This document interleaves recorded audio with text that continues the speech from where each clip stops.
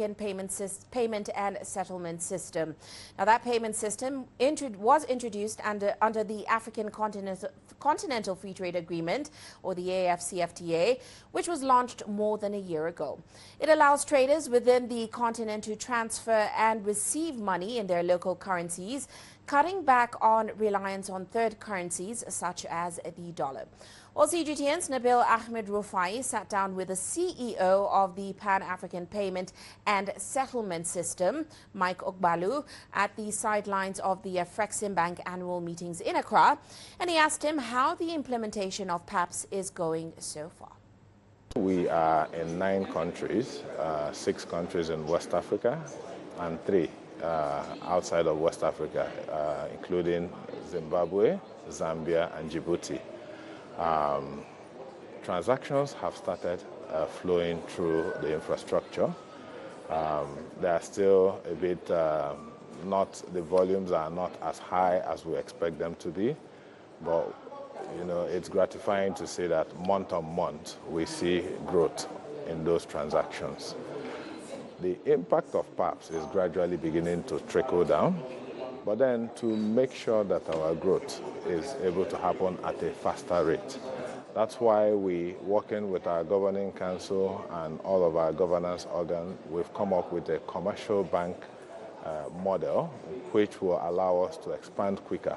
So instead of waiting exclusively until we have all the central banks connected, we actually would work with the large group banks who will immediately open up their affiliates across the continent for PAPSS. There is a push by some African nations to shift away from using the US dollar for intracontinental trade. How will PAPSS help in this regard? First of all, we've removed that whole sourcing for dollars and so on from economic actors. Okay, so they just need to be able to do their trade, in their local currencies. Now we've connected the central banks of each country as settlement agents on our network.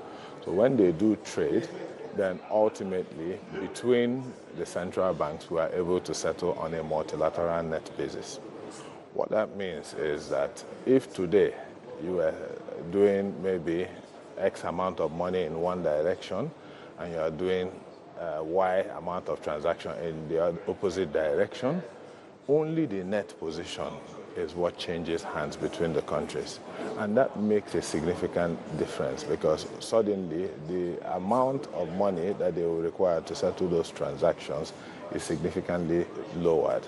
They are now looking at maybe 20 to 30% of the liquidity that they would have needed, okay?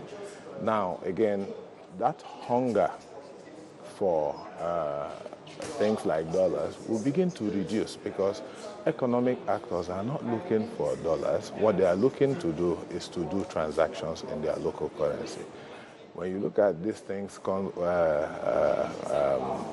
supply and demand, and you begin to see how just that change will actually begin to strengthen those domestic currencies against the international currencies. And that's what we're trying to do. In the long run, how will PAPSS boost trade and investments on the continent?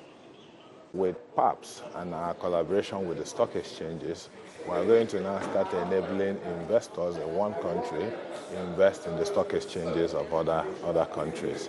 So just by doing that, you see that capital is able to flow more freely across our borders to go into different, in the same way, okay? If you do a survey of people who produce or who buy or export in our countries, you find that it is easier for them today to pay a counterparty in Europe or in the US than it is to pay the person that is living just next door. Those are the changes that we would like to bring about. And once we do that, it will enable our economies to take off as a rocket.